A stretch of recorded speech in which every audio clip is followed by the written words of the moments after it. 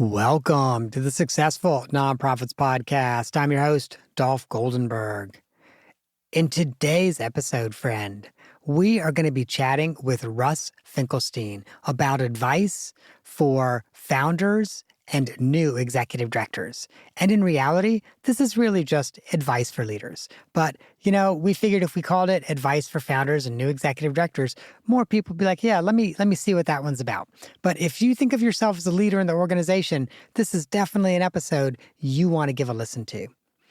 Russ Finkelstein is what you might think of as the opposite of your high school guidance counselor. Russ is a career coach, a social entrepreneur, and an advisor to founders. He is currently the director of coaching with the Roddenberry Fellowship and a coach in residence with Starting Block Fellowship.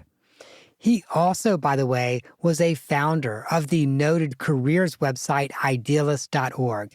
And if you have been in the nonprofit sector professionally for any period of time, you've gone to idealist.org to go and see if you could find a job that might be a great fit for you.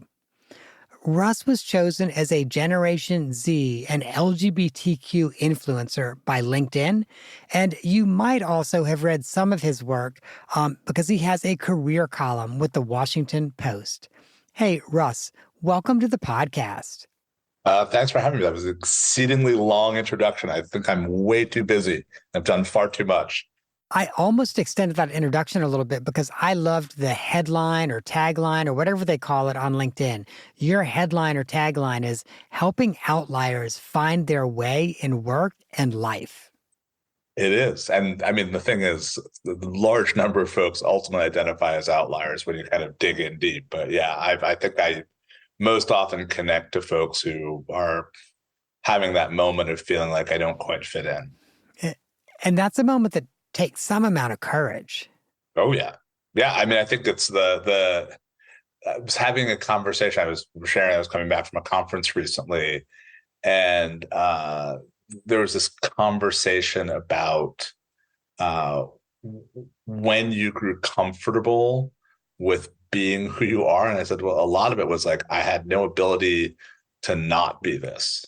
That I was like, I could try to there's this, a supposed mammalian ability to, to fit in and to shift and deal well in different kinds of environments. And I'm pretty much just very, very much the same in most places, which is useful in the sense that people always know what they're getting, and that there's authenticity there, and less useful when there's a person you encounter who has a strong sense of propriety and feels like there's a set of ways where everyone's supposed to act as a leader. And so I think very often I'm particularly drawn to leaders who are trying to figure out how to show up and be their authentic selves in a world that's not accepting of them. Look at that. I actually made a segue there. Wasn't my intention, but see, if I talk long enough, I'll close the circle. Yeah. Well, I will share with you, Russ, I'm not at all surprised by this because, you and I first met, we were working on a board recruitment project for a client, and you were one of the folks that I'd reached out to say, hey, who might you know that would be good for this board? And literally from the very first few minutes of the phone call, I just kept thinking, by the way, look how old I am. Phone call. Very first few minutes of the Zoom. It was not a phone call, but the very first few minutes of the Zoom, I remember thinking, I got to get Russ on the podcast. Russ is a gifted coach and also really gifted with words. So I'm not at all surprised that you could bring it full circle. I cannot promise that for the rest of this conversation. Let's just say maybe I sort of did my best work in the first 5 minutes, and from now it's just, it's unfinished circle after unfinished circle. So, well, I guess what we might then do, just to fulfill on that promise, let's take a step out of the circle we're in and move to a new circle that we might not finish. So I know before we started recording, you and I had just having a little bit of a conversation about what we might talk about. And you were talking about the importance for leaders to have the courage to start anything. Yeah. I mean, I think overall, I think there's so much fear. I think very often people, especially the nonprofit sector, often start something because it's incredibly important to them. It's had an impact on their family, someone that they care deeply about. Perhaps they've personally felt it in a really strong way. And there is this massive fear of having to be perfect There's a fear of officially stating the fact that you're going to do that thing. And it's hard to get past that. I also feel like there's this thing around being fearless, which I think is ridiculous. I think fear, there's a reason why we have fear. And people who say ignore it often are not like dealing with the very realities of, hey, I'm fearful that I may not have enough money to pay my rent. Or I'm like, there are real reasons why fear exists. And I think that's why often having, whether you're working with a coach or a friend or a colleague that you really trust that can have an authentic conversation with, that I think fear makes sense because we're all trying to survive. And it makes sense to be afraid of doing something that feels daunting. And it's about figuring out, why is this thing daunting? So when I encounter anybody, and this is honestly, even whether it's like starting up something or it's deciding to go and get your graduate degree or undergraduate degree in your 40s or 50s, I'm like, that's amazing. Like, it's courageous to shift from doing the thing that you've been doing. And I just appreciate that. I appreciate the risk that it takes and the clarity of that moment decision. And so whenever we can show up to help folks feel slightly less afraid and share with them, I understand why you're experiencing fear. And here is the way to perhaps move past that, or to figure out if this can still work for you. That's always the thing that I love to do. I think it is so often fear that paralyzes us as leaders. And I know you've mentioned you like to help people figure out how to move past that. What can people do to actually go beyond just, okay, I'm afraid and I don't want to do anything, to I'm afraid, let me mitigate the risk? A lot of it is just is really figuring out the why of it. And for most of us, no matter how thoughtful and analytical we are, um, having someone else who is not you, who is not in the weeds of you and all of your stuff that you carry, and who has certain self perceptions, is helpful. As I said, it doesn't have to be like a paid coach. It could be someone that who's been a mentor in the past, but someone that you respect, that you communicate well with, they don't have baggage with. Sometimes we could dismiss people based on prior things in a relationship. And so I think a big part of it is just figuring out where we get support. I think the other big thing for me is always just being really thoughtful and intentional about goals, and taking those small risks, those small movements that move you in a direction that build confidence in the belief in the possibility of creating something or making a shift. Can you give an example? Sure. So let's say, would you prefer an example around starting up a thing or about making a career shift? So, why don't we do an example around starting up a thing, whether it's a new organization, a new program, whatever. Yeah. So whenever I started a thing at Idealist, um, I often had this notion. So my head naturally goes towards voids. What is the thing that's not there? What is the obvious thing that should be there that would help people? And would realize that there's, of course, that should exist. And then my next thing would be, well, why doesn't it? It's obvious to me.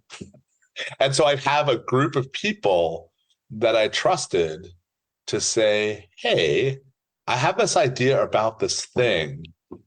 What do you think about this? Can you tell me if you know whether this has happened or not before? Anything that even kind of does parts of this? Do you have any sense of why this wouldn't be successful? So a lot of it, I wouldn't necessarily you have to go to the negative, but that's how I was raised, was to go towards that, more critical, it's not work out. But I would go over time towards this vetting thing. So there are folks who come when it comes to decision making with very different issues. So there are the gut people who I often work with and just create structure. Love to create structure. I unfortunately fall in some respects in the other category, which is the perfect information category. So I have to work very hard to recognize that I have enough information to make my best decision. So I think very often it's around who you have to support you that you trust and that you can trust over time, and then working to set up a schedule with specific goals and a timeline, and having an accountability partner to move you along. I think those are kind of the basic ways to get started. And if you're realizing the goals and you're seeing the progress that you wanted, that usually will build momentum that can help you believe that you're developing something, and also may attract other kinds of resources and support. You did mention that, you're the kind of person who's like, I have to have all the information. I have to know it's going to be perfect before I start. And I can imagine, since you were part of starting Idealist, that became quite a barrier. Well, I was fortunate because, it was myself and Ami who were there at the time. And I think we were a very good team for one another. And we were both prepared to work exceedingly hard. And we had very different ways of seeing the world. So sometimes in a founding thing, having someone who provides a counterbalance to the way you see things can be incredibly helpful, especially when, again, you can communicate across that difference versus getting, oppositional. So it was like one of those things where I think that helped. Okay, so I think we were talking a bit that one of the challenges that I see, this was areas where I get a little squirrely, because I don't want to offer up, this is what I did Idealist, and therefore this is the way you should do it. Because I think one of the great challenges is very often, I see this a lot in the kind of like VC world, but you see this thing where someone has been successful with an organization doing one thing, and therefore they believe that the secret for anyone to be successful is to do that one thing. And so I'm actually much less of a here's the way you have to do it, and I'm much more of a, let's talk about the process for making a decision. Let's talk about how you own how you own getting to know enough information, because ultimately it's on you to take the responsibility for that. So it's a lot more of that. Like I will always talk to people about like comps. So what is a comparable thing to what you're looking to do? So especially in sort of nonprofit social enterprise world, let's say you're looking to launch a new program that like has that's like a public health program that has chapters across the country, and has a particular way of funding itself. What happens most often for some reason is that people do the landscape analysis that's focused on peer organizations in public health. And that's helpful, right? You want to know the landscape of who's out there. But knowing how a group that's in environmental work, or that's in, youth soccer or whatever, that has the same structure of it's national, it funds itself in this way, it has a particular kind of mission focus, is incredibly helpful for understanding how to structurally create and develop something. So it's more like, I actually think people spend a lot of time knowing what are all the other groups that are like me working in the space, which again, important. If there's no void and that's an oversubscribed area, probably not a lot of reason for you to do what you're doing. However, in order to understand how something becomes successful, you can learn an awful lot by seeing, these comps of things that aren't your issue area, but are close enough by key things that are important to you. So like that for me, I nerd out on a spreadsheet. I love weighted choice making. I love Venn diagrams. Like my head naturally goes to those sorts of structures, which I think is very confusing for folks, because I am like the most unassuming person in certain respects. So they're just like, oh, it's weird that your head is so like structured around that versus like feelings. Yeah. Russ, I know you do a ton of leadership coaching for founders, executive directors, kind of in this social enterprise space. And if I were a betting person, there probably are some issues that emerge across most leaders, if not all leaders, regardless of what sector they're in. What are some of the key issues you're seeing right now? I mean, for me, I think the one that comes up most often is probably the determination of whether one is doing a good job, whether one has had a good year, or like whatever, however you want to define success. And I think the challenge is very often people haven't done the work to figure out what success is for themselves. It may be that their boss, if they have a boss, hasn't done a great job, or their board hasn't done a great job of saying, here are the success metrics. But I think one of the challenges is that if you don't know what success is, you can create all different kinds of anxiety or guilt about I should do more. And especially when you're doing a thing that you care about very much, always feel like you should do more, right? You can always feel like that more, if I had been better or smarter or something, more would have happened. And so I think that idea of how you set those goals is incredibly important. And even if it turns out that the goals that you set were ultimately the wrong ones, the fact that you know at least, hey, if I have a goal, I can realize a goal for most people is incredibly helpful. So I think that's a big thing that I think comes up a lot. Going back to the sort of the VCs and the one way to do things, I think who you listen to is a challenge. There's a segment of folks who are in constant conversations with people. It doesn't always move the work forward. And what it often does is it creates the last person I spoke with is the person I'm going to listen to. And that's changing because they're constantly in conversation. And so on some level, oftentimes what you need to do is you need to kind of pick your horse. Who am I going to listen to? Why am I going to listen to them? So you can at least go down a path, and it's your responsibility to figure it out. Who's that person I respect enough, trust enough, communicate well enough with, and then I believe is going to be there in a continual way for the work.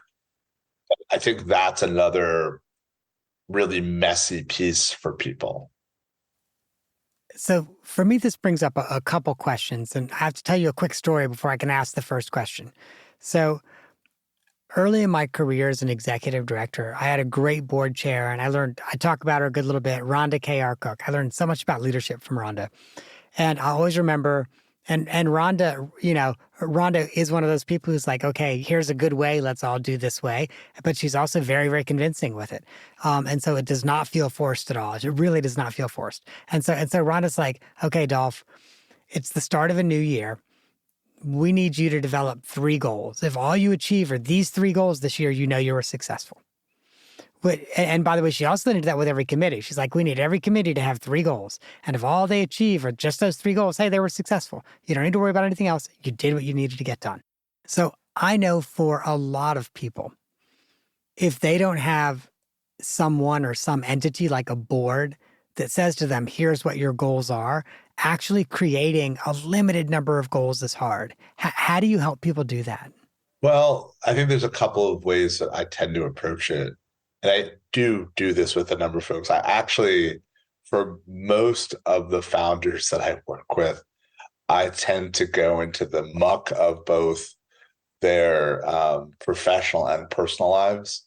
I try to work on a broad set of things that are about work, but also life outside of work, that they're doing things that are sustaining them as well there. Um, the way that I find it to be most helpful is, I mean, one, you have to know what the programs are in a really meaningful way. And the challenge is, well, I can't give you an actual accurate percentage of the number of board chairs that actually are that equipped to understand the nature of programs.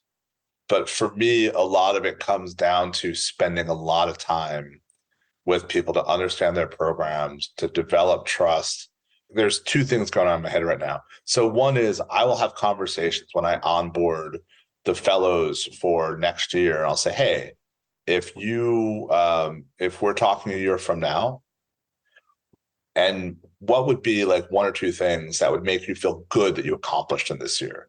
In part because in a fellowship application, people talk about the stuff they're going to do. And like, given the amount of money and the amount of coaching they have and the other stuff's going on, there's almost no way they're ever going to do those things. Because it's just like, because, you're applying, you're trying to sound big, huge, impressive. And so I just try to say like, hey, let's kind of boil this down to a couple of things and make it easier, even if just based on the application. But in truth, when I'm really working in a closer way with a founder, it's really getting in much deeper on a whole set of programmatic things and then actually moving ahead with what are the goals, because sequencing is so incredibly important, right? The challenge is like, what is the sequential order of the things you're doing? What else needs to be in place? What other relationships or approvals? Like all this stuff is so interconnected. So, when a board chair is asking for something like that, it's a big open question. The best thing about a good manager, I think, is that, aside from their being affirming and engaging and thinking about your growth, is that they can take a look at a plan and they can say, hey, let's take a look at all these things. I'm aware of your work, and let's look at the sequencing, the cadence. Let's say, this thing probably it's not going to make sense this year or this quarter, and kind of can give you permission to move stuff off. I'm a huge permission person with people, because I think one of the things that's hard is often we tell ourselves we want to get all the things done. So I was telling you that I just moved. I had 2 pods that arrived and were moved out of on Sunday. And in the past, when I move into a place, I could be up all night putting everything away, because I didn't say that was a good thing. I just said that was a thing I did. And so like this time I was like, do you really need to go and set yourself up for that? Does it make that much of a difference? And I was like, okay, I'm telling myself I'm going to set up the office. So I'm going to set up the office. I have a place to work. I'm going to start off having one good, solid, clean space with a door I can close. So I can feel surrounded by order of some sort. And so sometimes it's just like my giving myself permission to say, you know what? I did that yesterday. Set today. I got up early this morning to finish the rest of it. And I'm good. I gave myself permission to focus on that.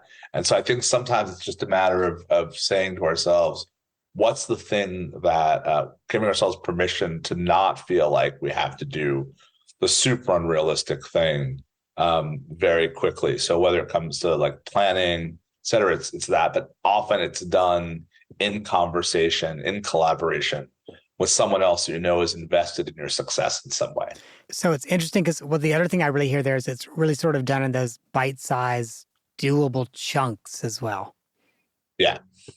Yeah. People create way too much anxiety about the thing that they should not be spending time on. I have a thing. One of the things that I have from my mom that I've learned is mostly, she sets a great example for so many things, but there's one thing that I'm like, I cannot do. That's a thing that she'll do sometimes, which is spending a lot of time worrying about the bad thing that hasn't happened yet and may not happen at all. And so it's just like, some of it is just a lot. I just try to do whatever I can. I will go to the airport 4 hours early because I don't want to be late. And for me, that's fine. Like I have no problem with that. I'm like, that's okay. I just do what I can to sort of like create a cadence, do something that's realistic and kind of build in that way. But yeah, it is a lot of like understanding who you are, how you work, how it impacts other people, and what's going to best set you up for success. So if I'm working with a founder, some founders work really well when you hyperstructure them. Some founders don't do very well with that structure. They're great at building trust in that relationship, but having them follow a plan, a process is harder. And so, you have to make a decision, like, am I the right person with that person? And sometimes I'm just like, yeah, it could still work. I just have to pivot and adapt with them, given who they are and how they show up in the world. Okay. Well, Russ, speaking of pivoting and adapting, it is time for us to adapt to the next section. I say pivot all the time, so I'm like, okay, I'm going to say adapt to the next section of our podcast episode. And that's where we're going to get to play Two Truths and a Lie, which, by the way, so far I've been remarkably bad at. So I'm hoping that you're going to share two truths and a lie, not necessarily in that order, of course, and I will try to guess which one is the lie. So one is I studied abroad in then Yugoslavia. When we were there, we met up with an international touring group of professional wrestlers that was being sent home because it was no longer deemed safe to be in the country because there were issues with Albania, as we were preparing to go and stay and study for the next 3 to 4 months. Number two is my uncle of similar last name was a writer on LA Law. And actually, I spent some time for a little while because I was thinking about going to Hollywood and writing scripts and perhaps following in the family business, as it were. And the last one, I had an opportunity to be in a book where I was going to be painted in the nude by Salman Rushdie. So I think the studying in Yugoslavia, professional wrestlers, tensions with Albania feels too bizarrely specific to be anything but the truth. So I think that is the truth, or one heck of a good well-spun lie. I don't know which, but I'm going to go for the truth. Okay. I do think, and so now it's a toss-up. I'm like, which is it? The Salman Rushdie painting or LA Law? I'm going to guess that I don't know that Salman Rushdie is a painter. Maybe Salman Rushdie is, but I don't know. So I'm going to guess that you do have an uncle who is a writer or was a writer for LA Law, and you considered following that path. And the lie would be Salman Rushdie's painting book. There is, in fact, a writer from LA Law with the last name Finkelstein, but I'm not related to them, unfortunately. Wah, So the Salman wah. Rushdie thing is exactly. Salman Rushdie thing, it's true. There was this weird French art publishing house. I had a friend who was the editor-in-chief, and they were doing a book of cards, playing cards. He was going to design a specific thing that would be drawn on me while I was in the nude. Unfortunately, work called me away. Idealist work called me away, so I wasn't ultimately able to do it. But that was a particular. My friend was very eager for me to get in the book, and he was like, "What would it take to get you?" And he was like, I can get Salman Rushdie. And I was like, well, if you get Salman Rushdie, I'll do it. But it didn't work out because I probably had to do like a career fair or a grad school fair or something that brought me away instead. But yes, that was actually true. Was Rushdie also a painter? I would say for the sake of this particular effort, I don't know if that skill was super important. Like it would have been just really, really, really weird. But there's a part of me that kind of likes weird. So like, sure, it's super random. Like, of course I would try that. Yeah. Of course I would say yes to that. Oh, yeah. Wow. And obviously that story already can make you like the monarch of two truths and a lie. But, either way, you'd be the monarch of two truths and a lie. Well, Russ, thank you so much for coming on and really sharing some phenomenally good advice around getting past our fear and setting goals for leaders and executive directors. Thank you, thank you, thank you. It's my pleasure to help, always. So yeah, thanks for having me. All right. And friend, this is the interesting thing. Russ is one of those people who kind of flies under the radar. So I don't have a URL or a website for Russ, but you can visit Russ at LinkedIn. And we're going to also connect to Russ's LinkedIn page on the show notes because LinkedIn has such long URLs. So if you go to successfulnonprofits.com, we will post a link to his LinkedIn page in the show notes. And if you found this episode useful, there's two more that I think you are going to get a lot out of. The first is episode 187, Coaching for Nonprofit Leaders with Deb Stallings. And the second is episode 310, Navigating Nonprofit Leadership Transitions. That, my friends, is our show for this week. I hope that you have gained some insight to help you and your nonprofit thrive. And the lawyers make me say it because otherwise I would have stopped 100, 200 episodes ago. I'm not an accountant, nor am I an attorney. And neither I nor the consulting practice nor this podcast provide tax, legal, or accounting advice. You guessed it, friend. That means this podcast is for informational purposes only and should not be relied on for tax, legal, and accounting advice. Please, if that is what you need, find a licensed, qualified person and get the counsel you seek.